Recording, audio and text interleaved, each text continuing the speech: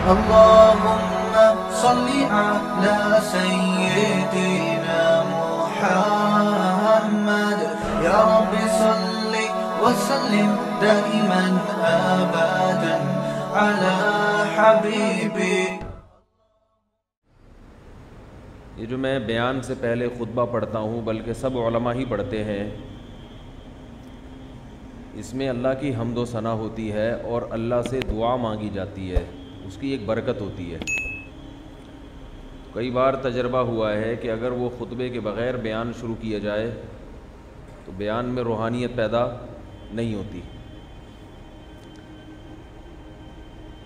عرب میں یہ دستور تھا، عربوں میں زمانہ جاہلیت میں، کہ جب بھی وہ کلام کرتے تھے، کوئی بات کرتے تھے اہم، تو پہلے اپنی محبوبہ کی تعریف کیا کرتے تھے. اسلام جب دنیا میں آیا نا تو اس سے پہلے گرل فرینڈ کا تصور اس وقت بھی تھا. اسلام نے آ کے اس سسٹم کو بولو بھائی ختم کیا. تو اس زمانے میں بھی ہر ایک کی کوئی نہ کوئی محبوبہ معشوقہ ہوا کرتی تھی، اور وہ شاعر شاعری میں اس کا تذکرہ کیا کرتے تھے. اگر وہ مل جاتی تو کامیابی کا تذکرہ، روٹھ کے چلی جاتی تو اس کی بے وفائی. لکنھا خلۃ قد صیت من دمھا فجع وولع واخلاف وتبدیل. بتاتے کہ گرگٹ کی طرح رنگ بدلتی ہے، وعدہ خلافی کرتی ہے، سارا بیلنس کھا گئی مگر دیا کچھ نہیں. تو وہ اس زمانے میں بھی یہ چیزیں چلا کرتی تھیں. تو عرب میں زمانہ جاہلیت میں ان لوگوں کی عادت تھی کہ جب بھی کوئی اہم بات کرتے تو شاعر پہلے اپنی معشوقہ کا تذکرہ لازمی کرتا، اس کی تعریف کرتا، پھر آگے اصل بات ٹو دا پوائنٹ، یعنی پوائنٹ کی طرف آتا وہ. تو اسلام نے اس سسٹم کو ختم کیا اور اس کا ایک آلٹرنیٹ دیا، متبادل دیا، کہ جب بھی کوئی اہم بات ہوگی تو پہلے اللہ کی حمد و ثنا ہوگی، کیونکہ ہمارا حقیقی محبوب کون ہے؟ اللہ ہے. اسلام نے بتایا کہ تعریف کرنی ہے تو کسی ایسی ذات کی تعریف کرو جو قابل تعریف ہے. اس نے بنایا، اس نے پیدا کیا، وہ کھلاتا ہے، پلاتا ہے، سارے احسانات اس کے ہیں. اس کو بھول گئے اور مٹی کی بنی ہوئی چیزوں سے دل لگانے لگے. جو گفٹ دینے والا ہے اس کو نہیں دیکھ رہے، گفٹ کو دیکھ رہے ہیں. دیکھو آپ کو کوئی تحفہ دے تو تحفہ بھی اچھا لگتا ہے، لیکن تحفہ دینے والا زیادہ اچھا لگتا ہے. غیرت مند آدمی کی بات کر رہا ہوں، جس میں غیرت ہوتی ہے اسے گفٹ بھی اچھا لگتا ہے، لیکن گفٹ دینے والا بولو بھائی زیادہ اچھا لگتا ہے. ہمارے حضرت مفتی رشید احمد صاحب رحمہ اللہ تعالی اکثر ایک شعر سنایا کرتے تھے اللہ کی محبت میں. وہ شعر تو چونکہ فارسی میں تھا مجھے یاد نہیں ہوا، لیکن اس شعر کا مفہوم ذہن میں بیٹھ گیا. شاعر لوگ جو ہے نا، شاعر لوگ یہ محبت کو سمجھانے کے لیے شراب کی مثالیں بہت دیتے ہیں، کیونکہ کچھ مثال ہمیشہ وہ اچھی ہوتی ہے جو فوراً سمجھ میں آ جائے. اگر مثال کو خود ڈیفائن کرنے کے لیے ایک شرح لکھنی پڑے تو وہ مثال مزے کی نہیں ہوتی. یہاں تک سمجھ گئے؟ دیکھو رسول اللہ صلی اللہ علیہ وسلم نے اللہ کی محبت سمجھانے کے لیے ماں کی مثال دی ہے. فرمایا اللہ کو مخلوق سے محبت اتنی ہے کہ ماں کو جتنی محبت ہوتی ہے اس سے 99 گنا زیادہ. سوال پیدا ہوتا ہے محبت تو باپ کو بھی ہوتی ہے اولاد سے، تو باپ کی مثال کیوں نہیں دی؟ کیا ہو گیا بھائی؟ اشکال ہوتا ہے کہ نہیں ہوتا؟ بھائی ماں کی مثال کیوں دی جا رہی ہے؟ کہ اللہ کو اپنے بندوں سے جو محبت ہے وہ ماں سے کئی گنا زیادہ. حالانکہ ماہرین یہ کہتے ہیں کہ ماں کو جتنی محبت ہوتی ہے نا اولاد سے، باپ کو بشرطے کہ وہ غیرت مند ہو، یہ ضروری ہے، اس کو ماں سے بھی زیادہ ہوتی ہے. حضرت حکیم الامہ مولانا اشرف علی تھانوی رحمہ اللہ تعالی بڑے ذہین تھے. ان کو حکیم الامہ ایسے ہی نہیں کہا گیا. وہ فرماتے ہیں کہ اللہ نے باپ کے دل میں ماں سے زیادہ محبت رکھی اولاد کی. باپ کے دل میں ماں سے زیادہ. لیکن یہ غیرت مند لوگوں کی بات ہو رہی ہے. وہ مرد جو واقعی مرد ہو, جو مردانگی ہو, جس میں مرد کا مطلب غیرت, حمیت, کھلانے پلانے کا جذبہ, وفا. تو مرد کو تو اس کو کہتے ہیں مرد, کہتے ہیں نا مرد بن, مرد کیا کیسی باتیں کر رہے تو, کہتے ہیں نا لوگ. مطلب آدمی والی بات ہے کہ زبان دے کے پیچھے نہ ہٹے. کہتے ہیں نا بھائی مرد کا بچہ ہے یہ, مرد کا بچہ. لوگ کہتے ہیں نا, تو مرد کا بچہ کسے کہتے ہیں؟ تو ہر آدمی مرد کا بچہ ہوتا ہے. تو مرد کا بچہ کا مطلب واقعی یہ کیا ہے؟ مرد ہے. یعنی وعدہ کرے گا تو اسے پورا کرے گا, زبان دے کے پیچھے نہیں ہٹے گا, دوغلی پالیسیاں نہیں ہوں گی. تو اس قسم کے جو مرد ہیں, جو روحانی طور پر بھی مرد ہیں, ان کی بات کر رہا ہوں کہ اگر ایسا آدمی ہے تو وہ محبت, بولو بھائی, زیادہ. اور اس کی دلیل حکیم الامہ نے یہ لکھی ہے کہ اللہ تعالیٰ نے مرد کو جتنی بھی صفات دی ہیں وہ عورت سے زیادہ دی ہیں, اس کو بڑھا کے دی ہے. جیسے بہادری ہے وہ مرد میں زیادہ رکھی اللہ نے, برداشت مرد میں زیادہ. میں نے کہیں بیان میں کہہ دیا, ایک خاتون کے کمنٹ آئے کہ عورت میں برداشت مرد سے زیادہ ہوتی ہے. بھائی چھپکلی دیکھ کے کون ڈرتا ہے؟ چوہا دیکھ کے کون ڈرتا ہے؟ یہ تو ایک نیچرل ایک حقیقت ہے نا. وہ الگ بات ہے کہ مرد رہے نہیں, مرد میں ذہانت عورت سے زیادہ ہے, لیکن اس کے باوجود اس دور میں ہم دیکھ رہے ہیں بعض عورتیں مردوں سے زیادہ ذہین ہیں. تو وہ اس لیے کہ وہ آدمی نہ رہا, ٹھیک ہے نا, وہ مکھنچو کا مکھنچو رہ گیا. تو واقعی اس دور میں ہمیں ایسا, ہمارے حضرت بھی فرمایا کرتے تھے کہ ہمیں تو جب میاں بیوی سے بات ہوتی ہے نا کوئی مسئلے میں, تو بیوی زیادہ سمجھدار لگ رہی ہوتی ہے, میاں مکھنچو لگ رہا ہوتا ہے. لیکن ایک نیچرلی جو چیز قدرت نے بنائی ہے, جو قدرت نے جو ڈیزائن کیا ہے, وہ اللہ نے مرد کو صلاحیتیں زیادہ. تو محبت کرنا یہ بھی ایک اچھی صفت ہے. جب آپ کسی کے ساتھ رہتے ہیں, کچھ چیزیں ہوتی ہیں نا جن کی وجہ سے آپ کو محبت ہو جاتی ہے کسی سے, تو یہ آپ کے شریف ہونے کی علامت ہوتی ہے. علماء نے 5 باتیں بیان کی ہیں کہ 5 باتیں اگر کسی میں پائی جائیں تو آپ کو ان 5 چیزوں سے, اس سے کیا ہو جائے گی؟ بولو بھائی, محبت. ان میں ایک چیز ہے قرابت, رشتہ داری. یعنی رشتہ داری کا مطلب جو آپ کے ساتھ رہتا ہے, تو ساتھ رہنے کی وجہ سے بھی کسی سے کیا ہو جاتی ہے؟ محبت.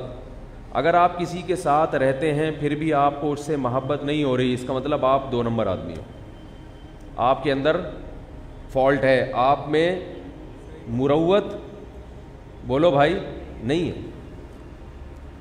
چاہے اس کے اندر کوئی بھی کمال نہ ہو, لیکن ساتھ رہنے کی وجہ سے بھی محبت. اگر آپ گدھا بھی پال لو نا گھر میں, گدھا, تھوڑے دنوں میں آپ کو وہ بھی اچھا لگنے لگے گا. جب وہ بکے گا تو تھوڑا سا آپ کو افسوس ہوگا, اور اگر افسوس نہیں ہو رہا تو اس کا مطلب آپ کے سینے میں دل. یار مجھے تو لگ رہا ہے آپ کے منہ میں زبان تو ہونی چاہیے نا, سینے میں دل نہ بھی ہو. اگر گدھا پال لیا آپ نے, کچھ دنوں کے بعد جب وہ مرے گا یا بیچیں گے تو تھوڑی سی تکلیف آپ کو ہوگی. نہیں ہو رہی تو اس کا مطلب سینے میں پتھر ہے, دل نہیں. ساتھ رہتے رہتے, حالانکہ گدھے میں کوئی بھی کمال نہیں ہوتا, گدھا ہے. کتے میں تو پھر بھی چلو وفا ہے, گدھے میں تو بیچارے میں وہ بھی نہیں ہے. تو انسان کو کسی کے ساتھ رہنے کی وجہ سے بھی محبت ہوتی ہے, انسان کو کسی کے کمالات کی وجہ سے محبت ہوتی ہے. بعض دفعہ آپ ساتھ رہتے نہیں ہیں مگر وہ شخص صاحب کمال ہے, وہ کچھ ایسے کام کر دیتا ہے جو آپ نہیں کر سکتے.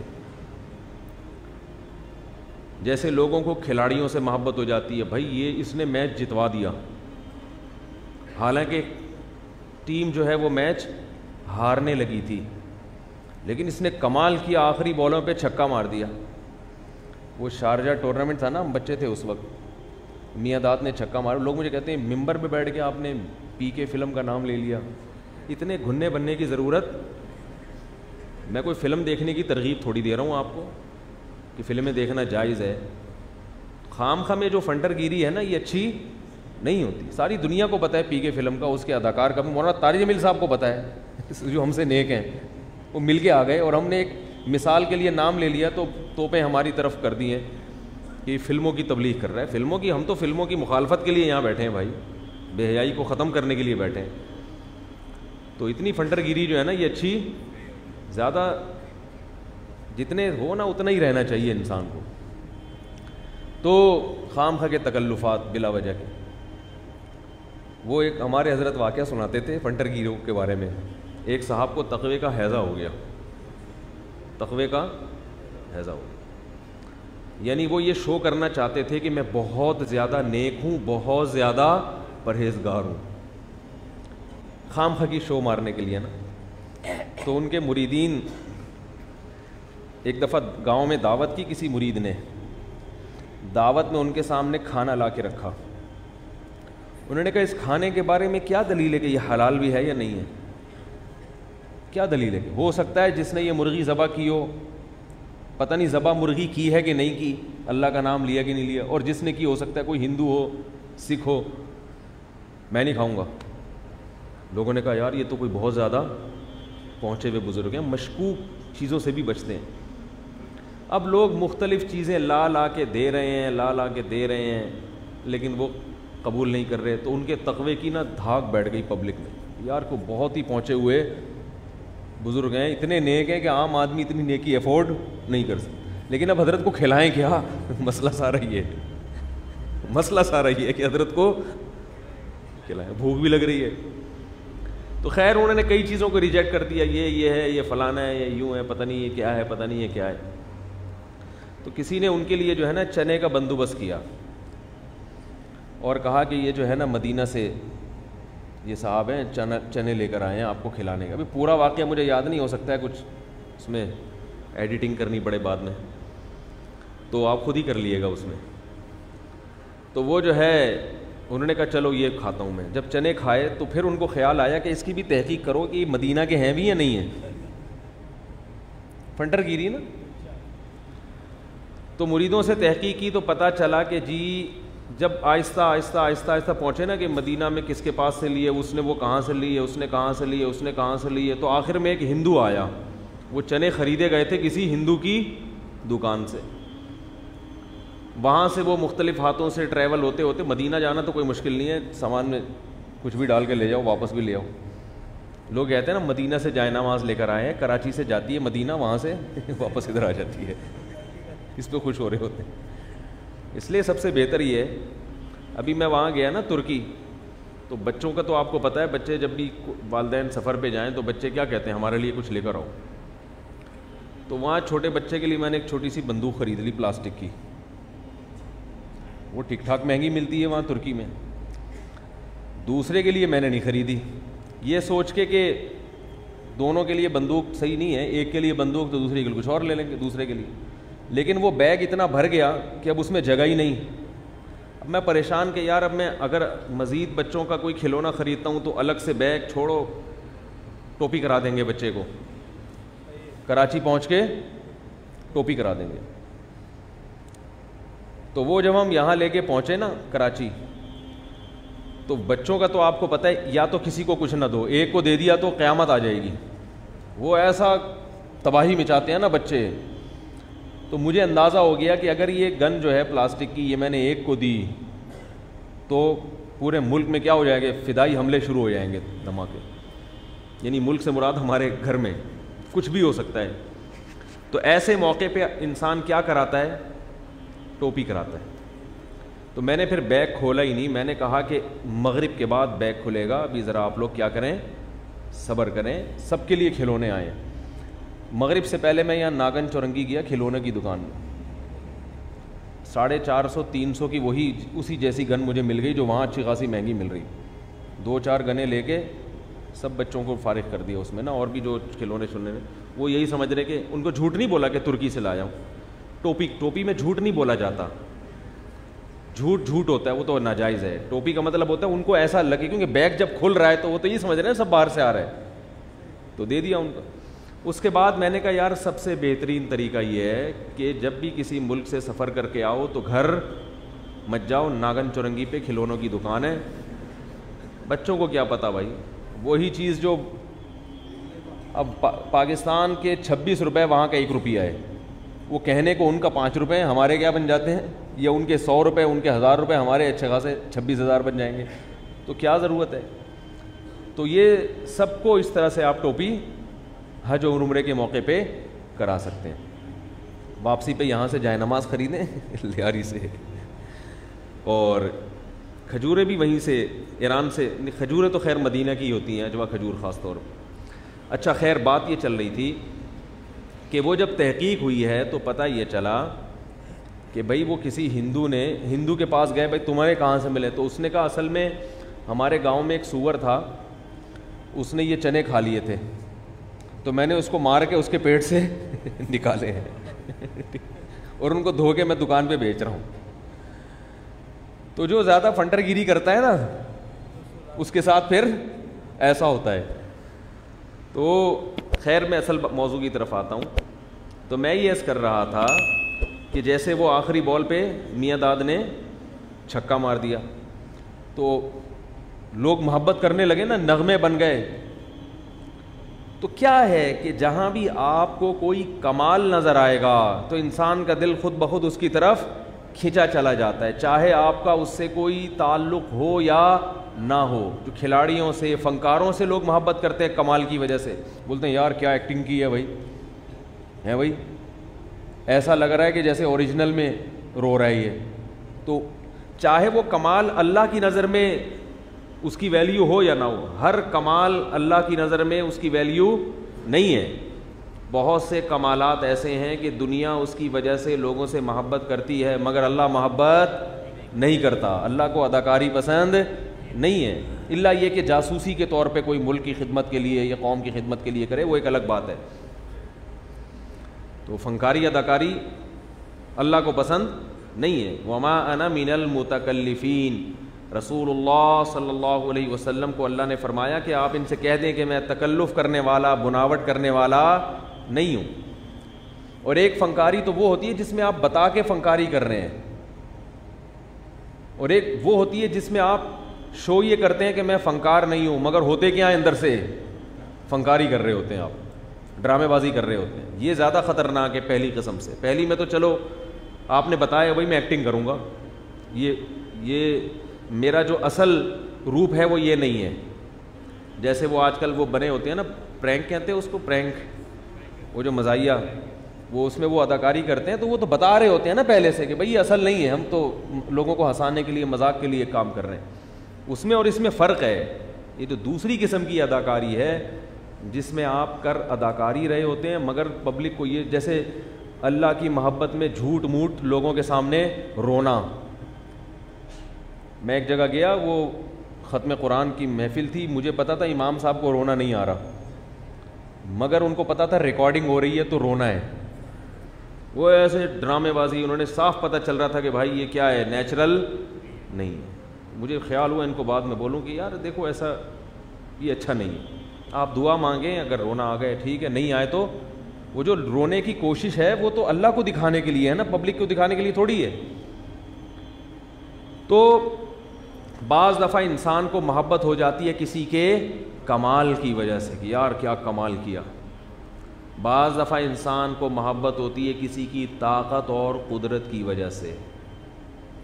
انسان کو طاقتور سے محبت ہوتی ہے, قوت, طاقت. جیسے بڑے بڑے بلڈر ہیں یا کوئی کراٹے مین ہو, جبڑا پھاڑ دیا, یہ کر دیا, وہ کر دیا, پاور ہے. حکمرانوں سے محبت کیوں ہوتی ہے؟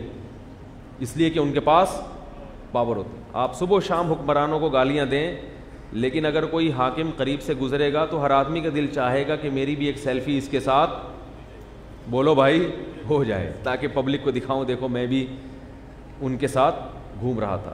تو قوت اور طاقت کی وجہ سے بھی محبت ہوتی ہے انسان کو, کمالات کی وجہ سے بھی, خوبصورتی کی وجہ سے بھی محبت ہوتی ہے.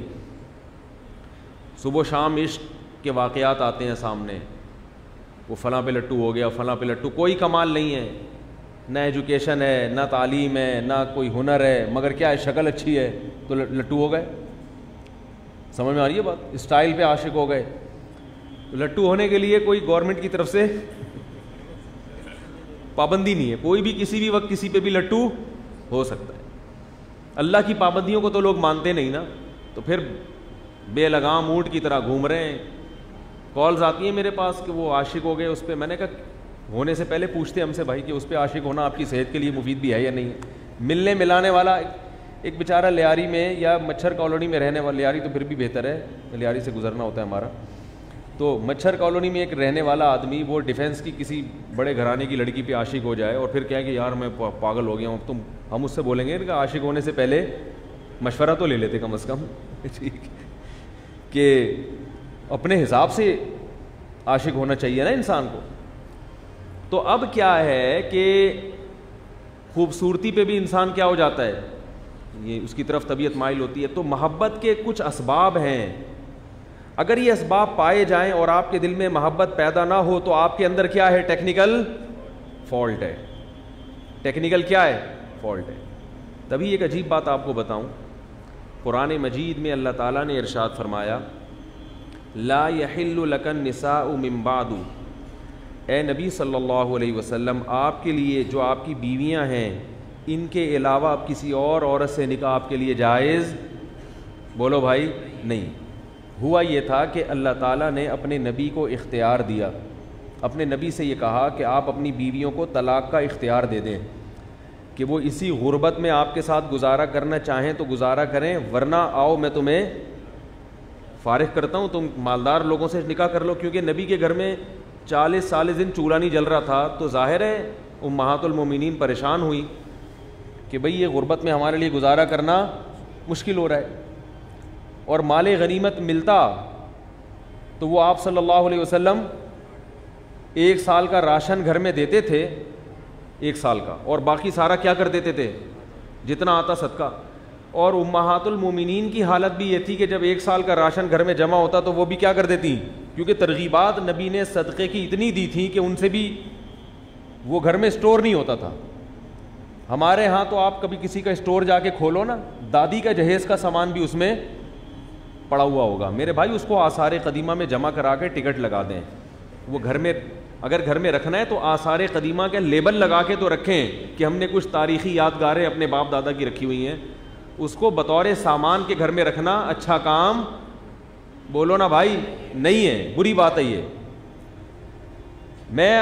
میرا الحمدللہ یہ معمول ہے, شو مارنے کے لیے نہیں بتا رہا, ترغیب کے لیے بتا رہا ہوں کہ گھر میں جس چیز پہ 1 سال گزر جائے اور وہ استعمال میں نہ آئے تو سزا یہ ہے کہ اس کو صدقہ کرو. بس کیا سزا ہے, صدقہ کر دو اس کو. 1 سال تک چیز گھر میں پڑی ہوئی ہے اور استعمال میں نہیں آ رہی تو اب یہ کیا ہے, یہ ضرورت سے زائد ہے. شیطان کہتا ہے نہیں ہو سکتا ہے کل کام آ جائے, پرسوں کام آ جائے. تو شیطان کو بتائیں کہ بھائی 1 سال تک کام میں نہیں آئی تو اب جب ضرورت ہوگی تو خرید لیں گے اس کو, دوبارہ کیا کریں گے. میں نے پنجرا بنا کے رکھا ہوا تھا پرندے پالنے کے لیے, خرید کے لایا تھا, گھر میں رکھ لیا, آج پالوں گا, کل پالوں گا, پرسوں پالوں گا, کل پرسوں ترسوں کرتے کرتے سال گزر گیا. میں نے گھڑا ہوا اس کو. اب جب دوبارہ پرندے پالنے کا خیال آئے گا تو نئے سرے سے پنجرا خریدیں گے, کیونکہ اس طرح سے گھروں میں قارون کے خزانے جمع ہو جاتے ہیں. اللہ تعالیٰ کو مال جمع کرنے والا پسند نہیں ہے. سمجھ میں نہیں آ رہی میرا خیال ہے. وہ ہم نے صدقہ کر دیا پنجرا, کسی کو دے دیا یار اٹھا کے فری پھوکڑ میں لے جاؤ. چلو صدقہ نہیں کرو, بیچ دو اس کو, پیسے کام میں لے آؤ. تو اس کو نکالیں. کپڑے جو سال بھر استعمال نہیں ہوئے نکالو. خوشبوئیں دیکھتا ہوں جو استعمال میں نہیں آ رہی, کیونکہ خود لو جو آ رہا ہے ہدیہ لے کے خوشبو آ رہا ہے. اللہ کا واسطہ خوشبو ہدیہ نہ دیا کریں. خوشبو ہر آدمی اپنی پسند کی استعمال کرتا ہے. خوشبو جیسے ہی آتی ہے تو فوراً وہ ہم کیا کر دیتے ہیں, پارسل. تو جوڑے ہدیہ دیتے ہیں لوگ علماء کو, خوشبوئیں ہدیہ دیتے ہیں. وہ پورے کپڑوں کی دکان کھل جائے اس سے, تو وہ اس کو ہم پارسل کرتے ہیں. کپڑے بھی انسان اپنی مرضی کے پہنتا ہے, سمجھ رہے ہیں, اپنی مرضی کے لے گا کہ بھائی کیسا چاہیے, کاٹن چاہیے یا کاٹن مکس چاہیے, وہ اپنی مرضی کے پہنتا ہے انسان. خیر, تو اللہ تعالیٰ نے کیا بات کر رہا تھا میں, شریف آدمی کی علامت تو بھی چل رہی تھی. یہ جو بات یہاں پر آئی نا کہ ہاں رسول اللہ صلی اللہ علیہ وسلم کو نے اپنی زوجات کو اختیار دے دیا اللہ کے کہنے پر, کیونکہ وہ بھی صدقہ کر دیا کرتی تھی. نبی صلی اللہ علیہ وسلم نے فرمایا کہ میرے دنیا سے جانے کے بعد سب سے پہلے میری جس زوجہ سے ملاقات ہوگی وہ زوجہ ہوں گی جن کے ہاتھ لمبے ہیں. اب سب ازواج جو ہے نا اپنے ہاتھ ایسے کر کے ناپنے لگی ہاتھ کس کے لمبے ہیں.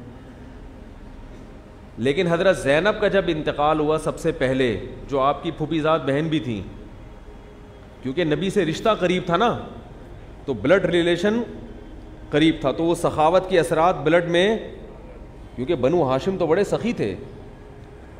دنیا میں اس وقت سب سے سخی قوم عرب تھی, اور آج بھی ایسا ہی ہے, یہ بتا دوں. من حیث القوم آج بھی عربوں سے زیادہ سخی کوئی نہیں ہے. من حیث القوم کی بات کر رہا ہوں, فرد واحد آپ کو مل جائیں گے, لیکن قومی سطح پہ اللہ نے آج بھی عربوں میں جو سخاوت رکھی ہے یہ بلڈ سے آئی ہے, اوپر سے نبی صلی اللہ علیہ وسلم اور ابراہیم علیہ السلام سے آئی ہے. ابراہیم علیہ السلام اتنے سخی تھے, کہا جاتا ہے کہ کبھی بھی اکیلے بیٹھ کے کھانا نہیں کھاتے, ہمیشہ اپنے کھانے میں دوسرے کو شریک. اور قرآن نے جو ابراہیم علیہ السلام کی سخاوت کو بیان کیا, میں پہلے یہ قرآن کی آیتیں پڑھتا تھا, سمجھ میں نہیں آتا تھا کہ اس کا مطلب کیا ہے, یہ قرآن اس بات کو ہائی لائٹ کیوں کر رہا ہے. دو تین دفعہ قرآن نے واقعہ بیان کیا کہ فرشتے آئے انسانی شکل میں, فما لبثا, ابھی ٹائم گزرا ہی نہیں ہے کہ ان جاء بعجل حنیذ, ابراہیم علیہ السلام بھنا ہوا بچڑا لے آئے. ویسے تو اصول ہے کہ مہمان جب آئے تو تھوڑا ہیلو ہائے, کون کہاں سے آئے, خیریت, کھانا کھائیں گے, چائے پئیں گے, وغیرہ وغیرہ چلتا ہے نا. لیکن قرآن کیا کہتا ہے, ابھی آگے بیٹھے ہیں, پوچھا بھی نہیں ہے کہ انسان بھی ہوگے نہیں ہے, بھنا ہوا بچڑا سامنے. جی پہلے بسم اللہ کریں, اس کے بعد بتائیں کیوں آئے ہو. فلما رأى أيديهم لا تصل إليهم, دیکھا کہ ان کے ہاتھ تو اس کی طرف بڑھ ہی نہیں رہے ہیں, کیونکہ بھنا ہوا بچڑا جب صحیح سالم روسٹ آپ کے سامنے رکھا جائے تو پیٹ کتنا ہی بھرا ہوا ہو, تھوڑے سے نوالے تو آدمی, اگر آدمی ہو, گوشت کھانا بندے دا کام ہے, ٹھیک ہے نا. اس لیے میں ہندو حضرات جو بیان سنتے ہیں ان سے انتہائی احترام کے ساتھ کہتا ہوں, کسی دن کھا کے دیکھو, جان آئے گی, طاقت آئے گی. سمجھ میں نہیں آ رہی بات. آدمی آدمی بنتا ہے, عورت عورت بنتی ہے گوشت کھانے سے, پاور آتی ہے جسم میں, پروٹین ہے. دالوں سے وہ گزارا, دالیں بھی ضروری ہیں لیکن وہ بات نہیں ہے, اس کے لیے بہت زیادہ کھانا پڑے گا, آپ جائیدادیں کھانی پڑیں گی لوگوں کی. تو پیغمبر نے جب بھنا ہوا گوشت ان کے سامنے رکھا تو فلما رأى أيديهم, دیکھا کہ ان کے ہاتھ اس کی طرف بڑھ ہی نہیں رہے ہیں. بھائی تھوڑا سا تو انسان لے لیتا ہے, ایک تو اس لیے کہ اتنی مرغوب چیز, دوسرا اس لیے کہ جب میزبان نے اتنی محبت محنت سے کچھ بنایا ہے تو اس کا دل رکھنے کے لیے لوگ کچھ کھا لیتے ہیں. ہوتا ہے نا بھائی, اتنی محنت سے بنایا, 2 نوالے تو لے لیں, لیکن ان کے لیے تو وہ پتھر ہے نا, فرشتے ہیں. اس لیے قرآن کہتا ہے ابراہیم علیہ السلام گھبرا گئے. کیوں گھبرا گئے؟ کہ یہ دشمن تو نہیں ہے, کیونکہ اس زمانے میں یہ لوگوں میں غیرت تھی کہ جب کسی کے گھر کا کھائیں گے تو اس کو نقصان پہنچانا ہے تو پھر اس کے گھر سے کھاؤ نہیں. جس تھالی میں کھاتے تھے اس تھالی میں چھیدنے کا رواج نہیں تھا. آج تو جس تھالی میں کھاتے ہیں اسی میں کیا کرتے ہیں, چھید کرتے ہیں. تو ان کو یہ ڈر ہو گیا. تو یہ جو ابراہیم علیہ السلام کی سخاوت تھی یہ ٹرانسفر ہوئی ہے. تو یہ جو سخاوت ہے نا یہ بھی بلڈ سے, ابا سخی ہوں گے تو بچے بھی اکثر سخی ہوتے ہیں, ورنہ وہ کنجوس باپ کے کنجوس بچے, جو میں لطیفہ سناتا ہوں نا, وہ دیسی گھی والا, وہ بھائی وہ ایک ابا دیسی گھی لے آیا, وہ تو لا نہیں رہا تھا, لیکن چلو اس نے کہا لے آیا, تو بچوں سے کہا ڈبے سے لگا کے کھاؤ, کیونکہ ڈبے پہ بھی چکناہٹ ہوتی ہے نا. تو پھر اس کو سفر پہ جانا پڑ گیا تو وہ دیسی گھی کا ڈبہ الماری میں بند کر کے چلا گیا, لاک لگا کے, کہیں ایک دم ضائع نہ ہو جائے. تو سفر سے جب واپس آیا تو بچوں سے پوچھا کہ دیکھو دیسی گھی کا ڈبہ تم نے کھولا تو نہیں, الماری کھول کے؟ انہوں نے کہا نہیں ابو. کہا پھر ناشتہ کیسے کرتے تھے؟ کہتے تھے ہم الماری سے روٹی لگا کے کھاتے تھے.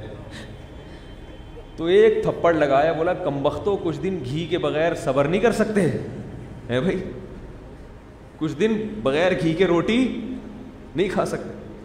تو ظاہر ہے جن بچوں نے اب اپنے ابا میں یہ کوالٹیز دیکھی ہوں وہ بچے سخی بنیں گے؟ تو یہ باپ سے آتی. اس لیے میں کہتا ہوں بار بار کہ دیکھو اپنے بیٹوں کو اپنی بیٹیوں پہ خرچ کرنا سکھاؤ. بچوں کو جب بیٹے کو جیب خرچی دو نا, بولو اس میں سے بہن کو بھی تم ہی دو گے, تاکہ اس کو خرچ کرنے کی بیٹی کو بھی الگ سے دیں. یہ نہیں کہ اس کا حصہ مار کے بیٹے کو دگنا دے دیں, یہ نہیں کہہ رہا میں. بیٹی کو بھی دیں, بیٹے کو بھی دیں, مگر بیٹے کو بار بار یہ باور کرائیں کہ بہنوں پہ خرچ کرنا کس کی ذمہ داری ہے؟ تمہاری. اور ان کو بتائیں کہ میں ہمیشہ زندہ نہیں رہوں گا, میں مر جاؤں گا. سب باپ مر جاتے ہیں, تو ان کو پالنا کس کی ذمہ داری ہے؟ تمہاری. اور پھر اس کے سامنے اپنی بہنوں پہ خرچ کر کے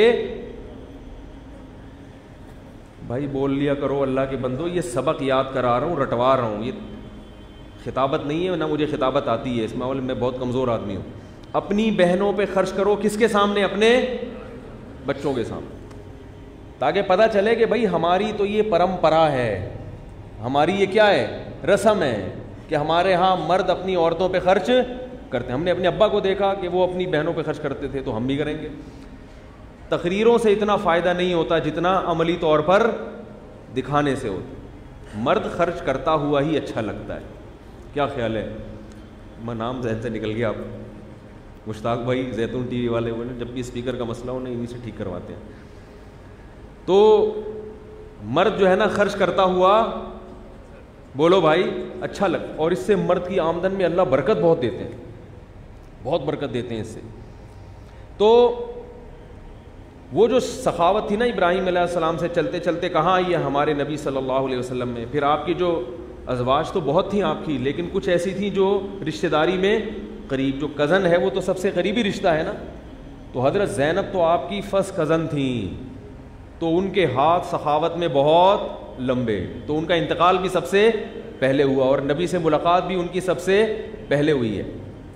تو اللہ تعالیٰ نے اپنے نبی کو یہ کہا کہ بھئی یہ پریشان ہے, گھر میں چولہا نہیں جل رہا, تو ان سے کہیے کہ اگر اسی غربت میں راضی رہنا چاہتی ہو تو ٹھیک ہے, ورنہ میں تمہیں طلاق دے دیتا ہوں. تم کسی, اس زمانے میں نکاح تو فوراً ہوتا تھا, ایسے نہیں تھا ہمارے یہاں کہ بیوہ عورتوں کے لیے اخباروں میں اشتہار دینے پڑیں, تو کہیں اور نکاح کر لو. تو تمام ازواج نے اسی غربت میں رسول اللہ صلی اللہ علیہ وسلم کے ساتھ رہنا قبول کیا کہ ہمیں غربت پسند ہے. یہ پھر ابھی دے دیں, یہ بیان کے بعد دے دیں. ہمیں جو ہے نا اسی غربت میں راضی ہیں. تو اس کی وجہ سے اللہ نے اپنے نبی کو ایک انعام دیا. انعام یہ دیا کہ جب یہ اس مجاہدے کے لیے تیار ہیں آپ کے ساتھ, تو آپ پر بھی دو پابندیاں ہیں. نمبر ایک, آپ ان میں سے کسی کو طلاق نہیں دے سکتے, مزید شادی بھی, یعنی طلاق دے کے مزید ریپلیس بھی نہیں کر سکتے کہ ایک کو طلاق دے کے اس کے بدلے دوسری لے آئے, اور ان پر مزید سوکن بھی آپ نہیں لا سکتے. تو وہ جو الفاظ ہیں قرآن کے وہ میں بیان کر رہا ہوں.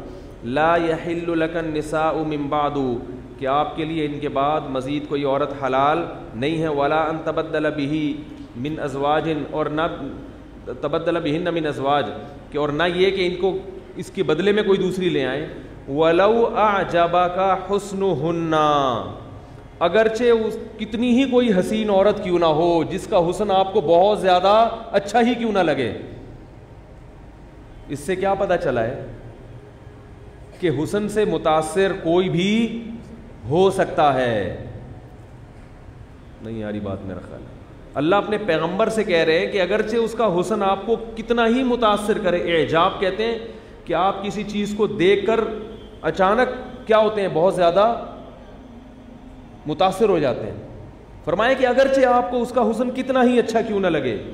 اب بعض لوگوں نے اس پر اعتراض کیا ہے کہ یار یہ تو نبی کی شان سے بعید ہے کہ انہیں کوئی عورت بہت خوبصورت نظر آئے اور وہ ان کی طبیعت اس کی طرف مائل ہو, یہ تو نبی کی شان کے خلاف ہے.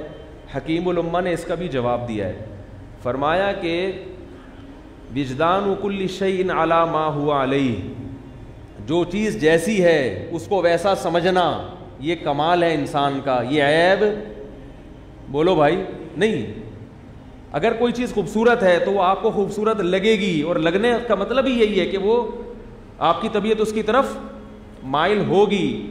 اگر مائل نہیں ہو رہی تو یہ آپ کے اندر کمال نہیں ہے بلکہ کیا ہے؟ بولو بھائی, فالٹ ہے. ہاں مائل طبیعت ہوگی, پھر آگے وہ دیکھتا ہے کہ شرعی حدود مجھے کہاں تک جانے کی اجازت, تبھی تو پردے کا حکم ہے. لوگ کہتے ہیں مولویوں سے عورتوں کا پردہ نہیں ہے, جو نیک بزرگوں سے. کیوں نہیں ہے بھائی؟ وہ آدمی ہیں تو ان سے بھی پردہ. کیا ہو گیا؟ بولو نا یار. بعض پیر و مرشد ایسے ہیں جن سے جوان عورتیں پردہ نہیں کرتی, وہ کہتی ہیں یہ تو کیا ہے, پہنچے ہوئے ہیں. میں کہتا ہوں آدمی ہے یا نہیں ہے؟ آدمی ہے تو جتنا بھی پہنچ جائے, کہیں بھی پہنچ جائے. آدمی ہے تو جوان عورت کو اس سے پردہ کرنا پڑے گا. نبی سے کرتی تھی پردہ, تو عام آدمی سے کیوں نہیں کریں گی؟ ہمارے نبی صلی اللہ علیہ وسلم اپنے گھر میں تھے حضرت عائشہ کے پاس. حضرت عائشہ کی بہن حضرت اسماء بنت ابی بکر رضی اللہ تعالی عنہ تشریف لائیں. تو جب وہ گھر میں آئی ہیں تو ان کے جسم پہ باریک لباس تھا جس سے جسم کی کھال جھلک رہی تھی. آپ صلی اللہ علیہ وسلم نے چہرے کو پھیر لیا اور ناراضی کا اظہار کیا, اور فرمایا جب عورت بالغ ہو جائے تو اس کا چہرہ اور ہاتھ کے علاوہ اس کے جسم ظاہر کرنا جائز, بولو بھائی, نہیں ہے. ورنہ نبی کہہ سکتے تھے ہاں بھائی میری تو بہنوں کی طرح ہے, سالی ہے, تو مجھے تو کوئی فتنہ ہے ہی نہیں. غصے کا اظہار کیا. تو کمال یہ ہے کہ حدود شریعت, عزت دار اور شریف آدمی حرام کی طرف طبیعت مائل ہو تو بھی وہ جاتا نہیں ہے, اور جو انسان اللہ سے ڈرتا نہیں ہے وہ حلال و حرام کا فرق کیے بغیر مائل ہوتا ہے. یہ فرق ہے, یہ اسلام کی باؤنڈری ہے جو اسلام نے رکھی ہے. تو آپ صلی اللہ علیہ وسلم غضبناک ہوئے. ایک اور حدیث میں آتا ہے کہ آپ, صحیح حدیث ہے, آپ صلی اللہ علیہ وسلم کہیں تشریف لے جا رہے تھے تو آپ کی نظر کسی عورت پہ پڑی, تو فوراً آپ صلی اللہ علیہ وسلم اپنے گھر آئے اور آپ صلی اللہ علیہ وسلم اپنی زوجہ کے پاس آ کے آپ نے اپنی خواہش کو پورا کیا, اور پھر آپ نے فرمایا کہ تمہاری نظر اگر کسی عورت پہ پڑے اور تمہیں خیالات آئیں تو فوراً اپنی زوجہ کے پاس جاؤ تاکہ تمہارے ذہن میں جو خیالات پیدا ہوئے ہیں وہ کیا ہو جائیں, ختم ہو جائیں. تو اب کوئی کم ظرف انسان ہوگا تو وہ تو یہ طعنہ دے گا کہ یہ کیسے نبی ہیں جن کی گلی میں نظر پڑی اور وہ اپنی بیوی کے پاس آ رہے ہیں. تو لیکن کوئی عقل مند ہوگا تو وہ کہے گا یہی آپ کے سچے نبی ہونے کی, بولو بھائی, علامت. تکلف نہیں ہے. جیسے میں کہہ رہا تھا نا آج کل خامخواہ کا تقویٰ فنڈر گیری بلا وجہ کی, اپنے آپ کو یہ شو کرنا. بھائی مرد ہیں, ہمارے نبی مرد تھے, مردانگی میں کامل تھے, تو ناجائز کی طرف نہیں گئے, فوراً گھر آئے اور ہمیں بھی ترغیب دی کہ اگر کسی کی نظر کسی پہ پڑ جائے, بلا اختیار نظر ہے, یہ جان کر نظر نہیں ہے, اور اس کے دل میں ایسے خیالات پیدا ہوں تو ان خیالات کو دل میں نہ رکھے, کیونکہ پھر وہ گناہ کی طرف انسان کو لے جاتے. حلال راستہ اختیار کرے, حلال راستہ. تبھی تو میں کہتا ہوں نکاح جلدی کیا کرو. اور آج کل بدنظری کے امکانات اس دور کے لحاظ سے کئی گنا. آج کل آپ کو گلی میں نکلنے کی ضرورت نہیں ہے, آپ کے موبائل, آپ کے انٹرنیٹ, فیس بک, ہر جگہ ایسی فوش تصویریں آتی ہیں جو انسان کے جذبات کو بھڑکاتی ہیں. اور مرد پھر پابندی لگا دی ابا نے کہ بیٹا تیری شادی, تو پھٹ جاتے ایک دن دھماکے کے ساتھ. ایک دن جمع ہو رہا ہے ساری خواہش اندر, دھماکے کے ساتھ کیا ہو جائے گا, ایک دھماکہ ہوا, دنیا سے چلے گئے. اس کا ایک مفہوم ہے دنیا سے چلے گئے کہ کیا مطلب ہے. تو میں یہ عرض کر رہا تھا کہ یعنی جو جن چیزوں کی وجہ سے انسان کو کسی سے محبت ہوتی ہے اس میں رشتہ داری ہے, ساتھ رہنا ہے, کمالات ہیں, قوت ہے. دولت مند سے بھی محبت ہوتی ہے لوگوں کو کہ اس میں طاقت زیادہ ہے, وہ کچھ کر سکتا ہے جو غریب نہیں کر سکتا. تو جب یہ محبتیں اللہ نے انسان میں رکھی, یہ نیچرل ہیں. تو اگر مرد کو اللہ تعالیٰ نے صلاحیتیں زیادہ دی ہیں تو وہ محبت بھی کیا کرے گا, زیادہ. چاہے وہ بیوی سے محبت ہو, والدین سے ہو, بہنوں سے ہو, اولاد سے ہو, مرد میں محبت کا عنصر اللہ نے زیادہ رکھا ہے. میں نے ایک گورے کی کتاب پڑھی ہے, گورے کی, جو سائیکالوجسٹ تھا اس نے نفسیات پہ کتاب لکھی ہے جس کا ترجمہ بھی ہوا. اس نے یہ بات لکھی ہے کہ مرد محبت کو جلدی نہیں بھولتا, محبت سے جلدی, عورت جلدی دستبردار ہو جاتی ہے. مثال کے طور پر آپ مر گئے, آپ کی بیگم بہت روئے گی, تھوڑے دنوں میں سیٹنگ کیا ہو جائے گی, بھول جائے گی. بھولنے کا عنصر زیادہ ہے. آپ کو بیوی سے محبت تھی, بیوی مر گئی, تو ماہرین نفسیات کہتے ہیں کہ آدمی اتنی جلدی نہیں بھول, وہ بہت عرصے تک یاد رکھے گا. اور میں عجیب بات آپ کو بتاؤں, میں نے طلاقوں کے بعد مرد پاگل ہوتے ہوئے اپنی آنکھوں سے دیکھے, بیوی کو یاد کر کر کے پریشان, ڈپریشن کے مریض بن کے. ایسے بھی دیکھے ہیں کہ جو ماہر نفسیات ہے, سمجھ آ رہی ہے بات, جو لوگوں کو ڈپریشن کا علاج بتاتے ہیں, بیوی چھوڑ کے چلی گئی تو خود کیا ہو گئے, دماغی, یعنی جو لوگوں کو اسٹریس کا حل بتا رہا ہے نا, وہ خود کیا بن گیا, پاگل ہو گیا. تو نبی صلی اللہ علیہ وسلم نے مثال کس کی دی ہے محبت میں, ماں کی. باپ کی مثال بولو نا یار, نہیں دی.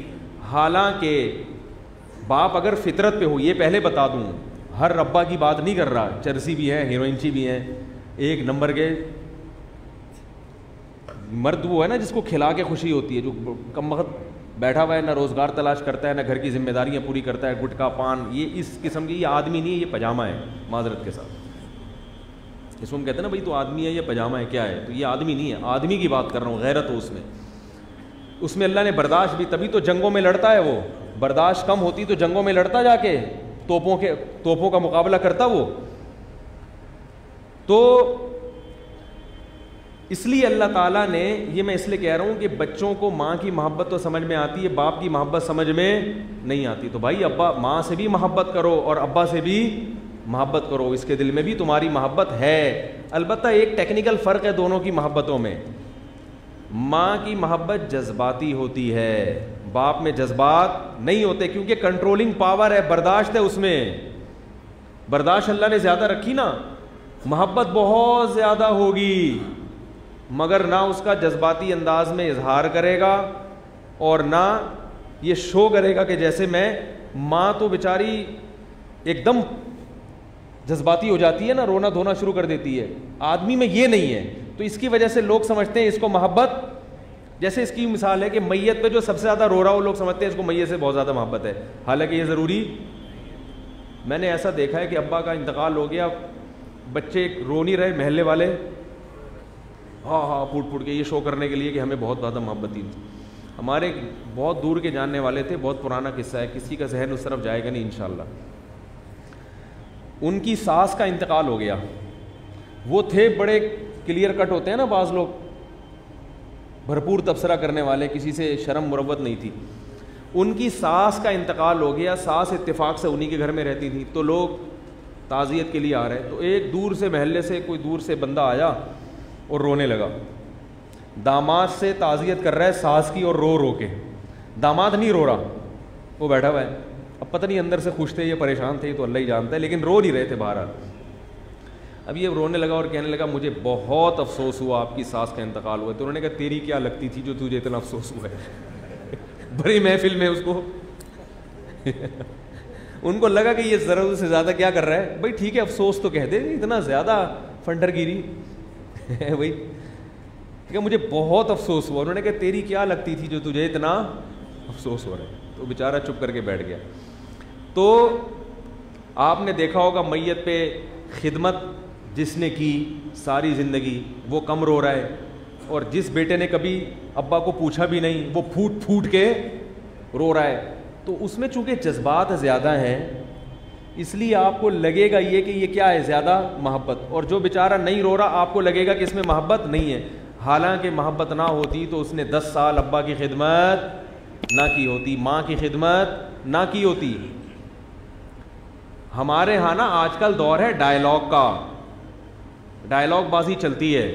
جو محبت کا اظہار کرے اس کو تو مانتے ہیں, جو اظہار نہ کرے اور بیچارہ آپ کے لیے دن رات ایک کر دے, اس کو لوگ تسلیم کرنے کے لیے تیار نہیں ہیں.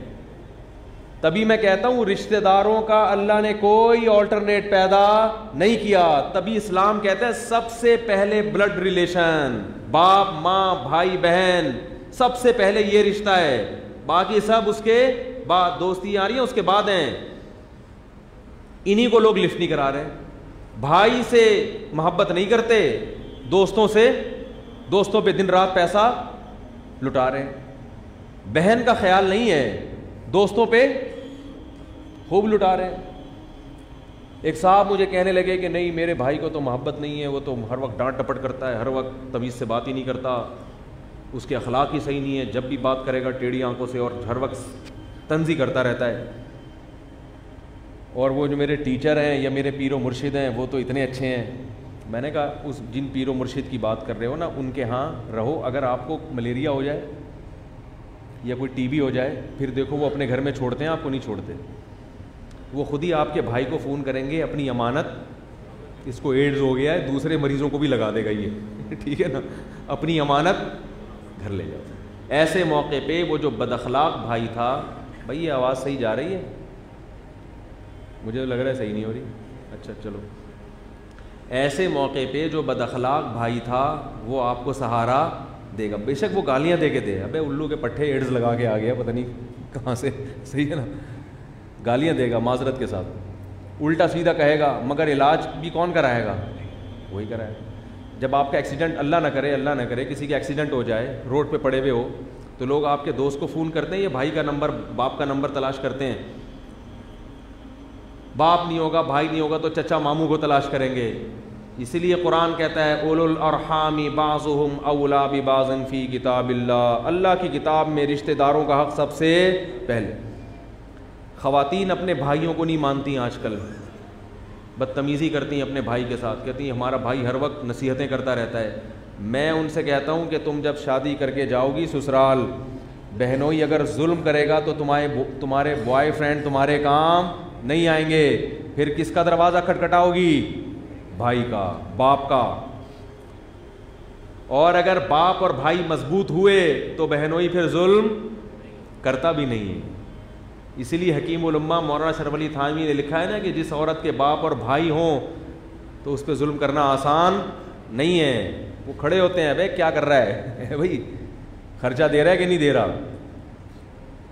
وہ الگ بات ہے کہ آج کل ایسے بھائی بھی مارکیٹ میں آ رہے ہیں کہ جو رخصت کرنے کے بعد پھر پوچھتے ہیں ہی نہیں. مارکیٹ میں ہر قسم کی, اللہ کا شکر ہے ہمارے ملک میں ہر چیز وافر مقدار میں, جہاں غیرت مند ہے تو بے غیرت بھی ہے, کیونکہ قیامت قریب ہے نا, تو اب معاملہ الٹا ہونا شروع ہو رہا ہے صاحب. تو بہنوں ظلم کر رہا ہے, بلکہ الٹا گھر کے دروازے بند کر دیتے ہیں, جو ہو ہم نے شادی کر دی, اب مرو جیو جو مرضی ہے وہیں رہو. یہ حرام ہے میرے بھائی, ناجائز ہے. خونی رشتہ بنایا ہے تو رخصتی کرنے کے بعد بھی بہنوئی کی خیر خیریت کر لیا کرو, اور ڈینٹنگ پینٹنگ کی اگر ضرورت ہے, ریپیئرنگ اس کی کروانی ہے تو وہ ریپیئرنگ کا کام بھی اپنے خرچے پہ, تمیز سے نہیں چل رہا تو ریپیئرنگ کی ضرورت ہوتی ہے نا بھائی. جب شادی ہوئی تو بڑے تمیز سے چل رہے تھے, اب تھوڑا سا سیٹنگ آؤٹ ہو گئی ہے, تھوڑی سی ریپیئرنگ کی آپ کو ضرورت. اور اگر اتنا خراب ہو گیا کہ کھول کے دوبارہ جوڑنا پڑ رہا ہے,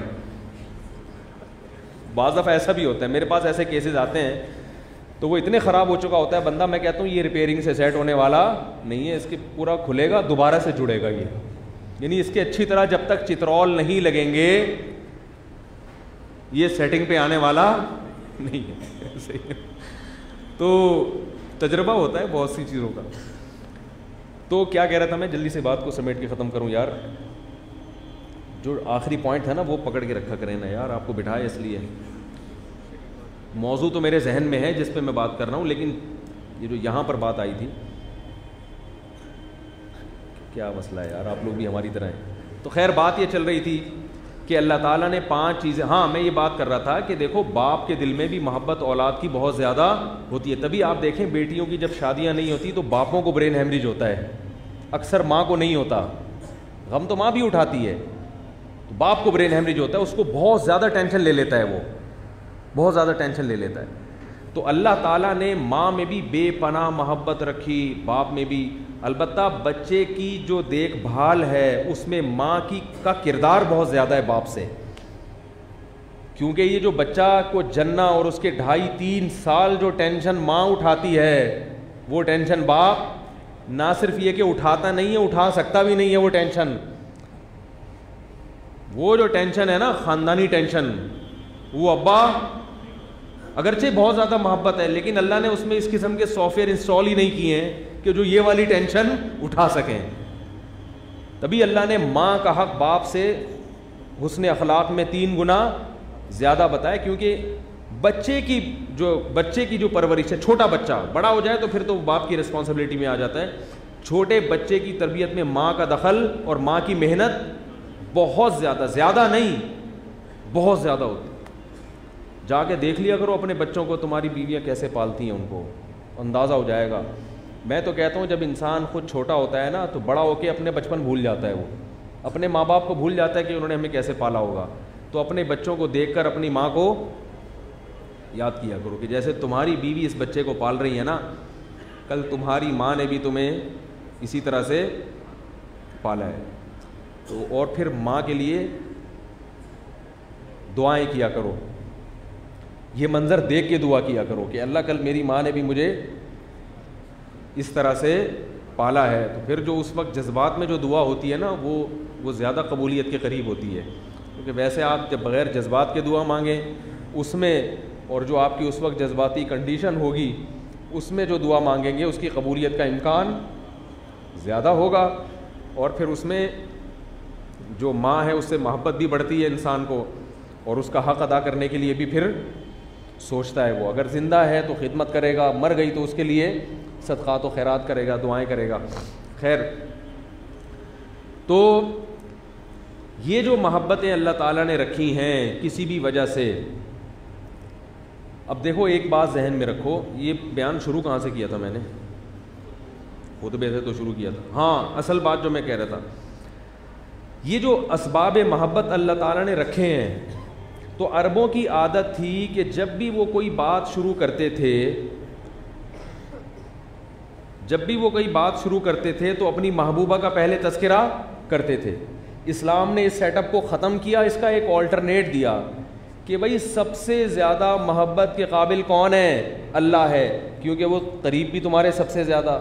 ہوا اعلم بکم اذ انتم اجنۃ فی بطون امہاتکم, وہ تمہیں اس وقت سے جانتا ہے جب تم دنیا میں آئے بھی نہیں تھے, ماں کے پیٹ میں چھپے ہوئے تھے تم, اس وقت سے تمہیں جانتا ہے. وہ اتنا قریب ہے, اس سے زیادہ قریب ہمارے کوئی, وہ 24 گھنٹے ہر وقت ہمارے ساتھ رہتا ہے. کوئی رشتہ ایسا نہیں ہے جو 24 گھنٹے ہر وقت ہمارے ساتھ رہے. اور اقرب الیہ من حبل الورید, شہرک سے بھی زیادہ قریب. اور قوت اور طاقت کس میں زیادہ ہے, اللہ میں. کمالات کس میں ہیں, اللہ میں. ایسا اس کی جو کائنات میں جو اس کی قدرت کے نمونے آپ دیکھو, اس جیسا صاحب کمال, بلکہ جو بھی دنیا میں صاحب کمال ہے وہ بھی اللہ کی وجہ سے, اللہ نے اس کو وہ کمال دیا ہے. اور جمال بھی اللہ کا سب سے زیادہ, احسانات بھی اس کے سب سے زیادہ. تو محبت کی جتنی وجوہات ہیں وہ سب سے زیادہ کس میں, اللہ میں. تو اس لیے اسلام نے کہا کہ اپنی محبوبہ کی تعریف سے کلام کو شروع مت کرو, بلکہ کہو الحمدللہ, تمام تعریفیں اللہ کے لیے ہیں. اور اس کے بعد جس اللہ کا انٹروڈکشن جس شخصیت نے کرایا, جس اللہ سے تمہیں جس نے ملایا, وہ کون ہے, محمد صلی اللہ علیہ وسلم ہے. تو اللہ کے بعد کس کا تذکرہ ہونا چاہیے, اس ذات کا تذکرہ جس نے تمہیں اللہ سے ملایا ہے. ورنہ تم بھی کسی پتھر کو تراش کے اس کو خدا مان کے اس سے محبت کر رہے ہوتے, تم بھی کسی درگاہ پہ سجدے کر رہے ہوتے, کسی قبر پہ سجدہ کر رہے ہوتے. تو تمہیں صحیح معبود سے ملانے والی ذات محمد صلی اللہ علیہ وسلم کی ہے. تو پھر اللہ سے نبی کے لیے دعا مانگا کرو کہ اللہ اپنی خصوصی رحمتیں نبی پر بھیج دے. تو یہ 2 اصل محبوب ہیں جو ہم تمہارے حقیقی ہیں.